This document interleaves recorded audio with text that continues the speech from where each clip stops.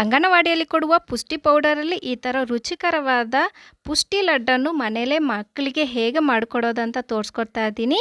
ಸ್ವಲ್ಪ ಕಡಲೆ ಬೀಜನ ಸ್ಲೋ ಫ್ಲೇಮಲ್ಲಿ ಈ ಥರ ರೋಸ್ಟ್ ಮಾಡಿ ಎತ್ತಿಟ್ಕೊಳ್ಳೋಣ. ಮತ್ತು ಈ ಪುಷ್ಟಿ ಪೌಡರ್ ಇದೆ ನೋಡಿ, ತುಂಬಾ ಹೆಲ್ತ್ ಬೆನಿಫಿಟ್ಸ್ ಇದೆ. 1 ಕಪ್ ಆಗೋಷ್ಟು ಪುಷ್ಟಿ ಪೌಡರ್ನ ತಗೊಂಡಿದ್ದೀನಿ. ಮತ್ತು ಈ ಪುಷ್ಟಿ ಪೌಡರ್ನ ಪ್ಯಾನಲ್ಲಿ ಹಾಕಿ ಸ್ಲೋ ಫ್ಲೇಮಲ್ಲಿ ಹುರ್ಕೋಬೇಕು.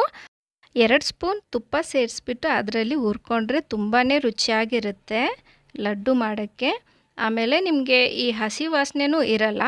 ಚೆನ್ನಾಗಿ ಹುರಿದ್ಬಿಟ್ಟು ಒಂದು ಬೌಲ್ಗೆ ಹಾಕ್ಕೊಂಬಿಟ್ಟು ಮತ್ತು ಅದೇ ಪ್ಯಾನಲ್ಲಿ ನಾನು 1 ಕಪ್ಗೆ ಮುಕ್ಕಾಲು ಕಪ್ಪಷ್ಟು ನಾನು ಬೆಲ್ಲ ತಗೊಂಡಿದ್ದೀನಿ. ಪುಡಿ ಬೆಲ್ಲನೇ ಇದೆ.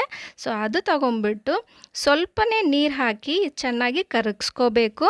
ಈ ಥರ ನೀರು ಥರ ಕರಗಿಸಾದ್ಮೇಲೆ ಡೈರೆಕ್ಟಾಗಿ ಹಿಟ್ಟಲ್ಲಿ ಹಾಕ್ಕೋಬೇಕು. ಸೊ ಇದು ಹಾಕ್ಕೊಂಡ ತಕ್ಷಣ ನೋಡಿ, ನಾನು ಹುರಿದಿಟ್ಕೊಂಡಿರುವಂಥ ಈ ಕಡಲೆ ಬೀಜನ ಕೋರ್ಸಾಗಿ ಜಜ್ಜಿಟ್ಕೊಂಡ್ಬಿಟ್ಟಿದ್ದೀನಿ. ಇದು ಸಹ ಹಾಕಿ ಮಿಕ್ಸ್ ಮಾಡೋದೆ. ಇನ್ನೊಂದು ಸ್ವಲ್ಪ ತುಪ್ಪ ಸೇರಿಸ್ಬಿಟ್ಟು ಕೈಯಲ್ಲಿ ಹಿಂಗೆ ಹಿಡಿದು ನೋಡಿದರೆ ಅದು ಗಟ್ಟಿ ಬರಬೇಕು.